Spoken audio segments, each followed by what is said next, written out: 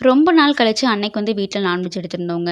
நாட்டுக்கோழி, மட்டன் 2மே எடுத்துட்டு வந்திருந்தேன். நாட்டுக்கோழில சிந்தாமணியாட்டம் பண்ணிட்டு, மட்டன் கொழுப்பு கொஞ்சம் அதிகமா இருந்ததுனால அதையுமே ஒரு கிரேவியாட்டம் பண்ணிட்டு, மட்டன் கிரேவி ப்ளஸ் மட்டன் தண்ணி குழம்புங்க. அப்புறம் ஒயிட் ரைஸ் வச்சாச்சு. மதியானம் லஞ்ச் வந்து அக்கா ஃபேமிலி எல்லாம் வந்திருந்தாங்க. சூப்பரா சாப்பிட்டாச்சுங்க. சாப்பிட்டு கொஞ்சம் ரெஸ்ட் எடுத்துட்டு, ஈவினிங் டைம் இஞ்சி டீ போடலாம் எல்லாத்துக்கும் அப்படின்னு சொல்லிட்டு நான் வந்திருந்தேன் கிச்சனுக்குள்ள.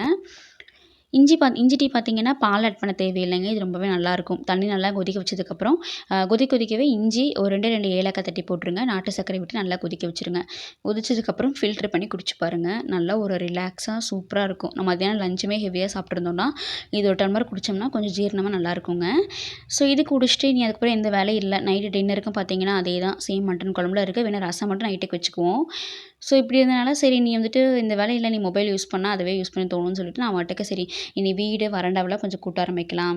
பொறுமையா இந்த மாரி வேலைகள்லாம் பண்ணும்போது கொஞ்சம் ரிலாக்ஸா இருக்கும் இல்லைங்களா? அதான் வந்து பண்ணிட்டு இருந்தேன். இப்படி தான் எனக்கு அன்னைக்கு அந்த டே ஃபுல்லா போச்சு.